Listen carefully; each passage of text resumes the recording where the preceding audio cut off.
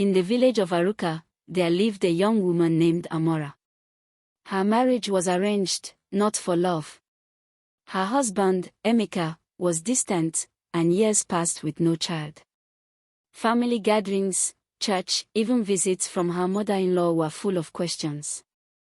Yet Amora stayed calm, neat, and graceful, though inside she was tired. One evening, Emeka quietly left her, saying he could not continue a marriage without a child. No fight. No drama. Just a quiet goodbye. Years passed. No husband. No child. Only silence. But Amora went to work every day and returned home, keeping hope alive. One day, she noticed her house was different. The plates, cups, and clothes she left scattered were now perfectly arranged. This happened again and again. Fear crept into her heart. Finally, she sought help from Podibia, the village herbalist. He told her to pretend she was going to work and watch her house closely. The next morning, Amora stood outside her house, peeping through the window.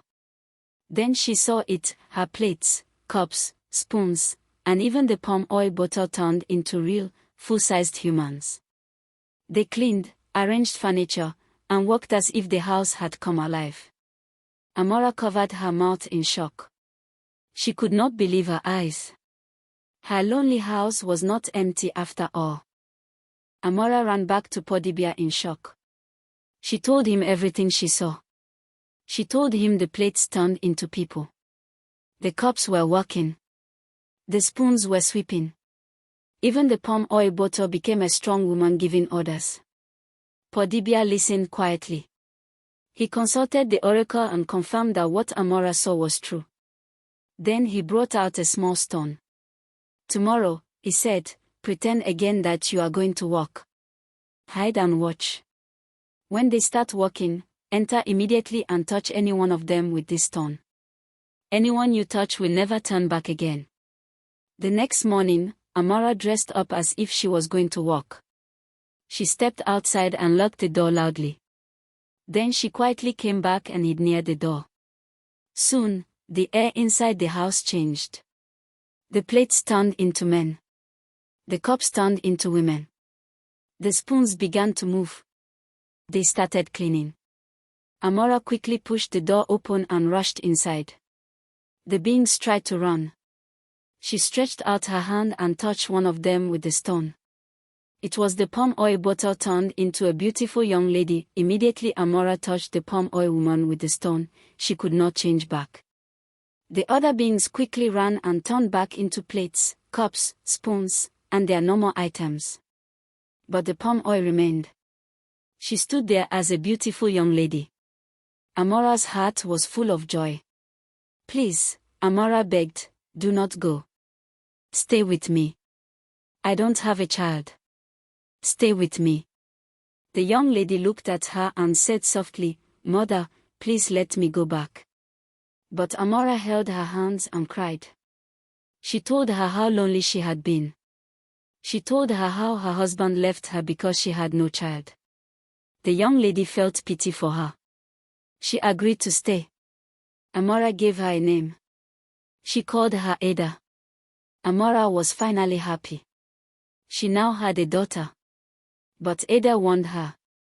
There are some things I cannot do, she said quietly. Amora did not care. She was just happy she was no longer alone. Soon, people in the village began to ask questions. Who is that beautiful young lady staying with you? Amora smiled proudly. She is my daughter, she said. She traveled and lived in another village before. Now she has come back to stay with me. Some people believed her. Some did not. But Ada was very beautiful. Gentle. Calm. The same people who once called Amora Bera now began to call her something else. Mama Ada. Whenever she heard it, her heart felt full. Mama Ada. For the first time in many years, Amora was truly happy. Ada was very beautiful. Amora was very happy that she finally had a child to call her own. Every morning, When she woke up and saw Ada, her heart was filled with joy. It felt like heaven remembered her pain and decided to bless her. Ada was a very good girl.